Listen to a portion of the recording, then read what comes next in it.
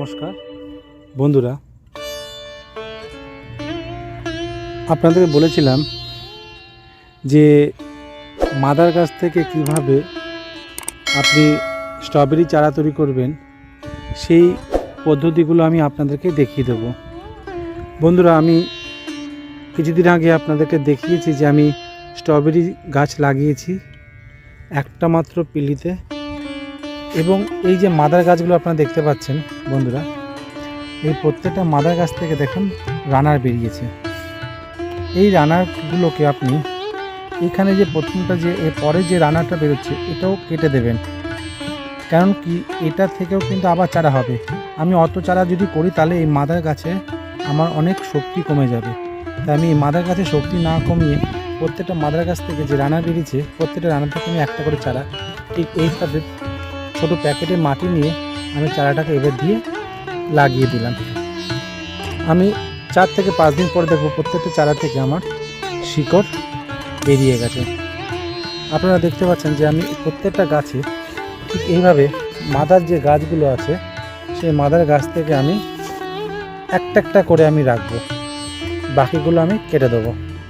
এই যে আমি এটা কেটে দিচ্ছি, আপনারা দেখতে পাচ্ছেন। এই মাদার গাছ থেকে আমি একটাই গাছ করে চারা তৈরি করে নেব। আমি আপনাদেরকে জানিয়েছি যে এবার চারাগুলো আমি কিনে এনেছি। আমার বিগত বছরের চারাগুলো নষ্ট হয়ে গেছে অত্যাধিক গরমের জন্য, তাই আমি এবার চারা এনেছি 30 টাকা পিস। অনেকে আমাকে এই চারা কোথা থেকে এনেছি, কত করে দাম পড়বে, সময় সব কিছু জানতে চেয়েছে। আমি তাদেরকে বলেও দিয়েছি, এবং আমার ভিডিওতে আপনারা লিংক পেয়ে যাবেন কোথা থেকে গেলে আপনারা চারা পাবেন বন্ধুরা। আর আপনারা যদি চারা সত্যি কোথাও না খুঁজে পান তাহলে আপনারা আমার সাথে যোগাযোগ করতে পারেন, যে আমি এই মাদার গাছ থেকে যে চারাটা তৈরি করলাম এই চারাগুলো আমি আপনাদেরকে দিতে পারবো। কারণ আমি আগেই বলেছি যে এবার আমার গাছ লাগানোর মতন জায়গা নেই।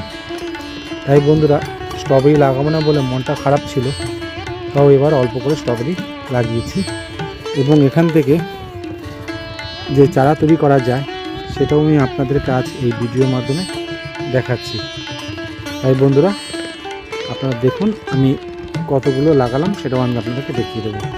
প্রত্যেকটা গাছে কিন্তু আমি একটা করেই রাখছি, বাকিগুলো আমি কেটে দিচ্ছি যাতে আমার মাদার গাছের শক্তি নষ্ট না হয়। আপনারা বুঝতে পারছেন বন্ধুরা। ঠিক আছে, ভিডিও আর দীর্ঘায়িত করবো না।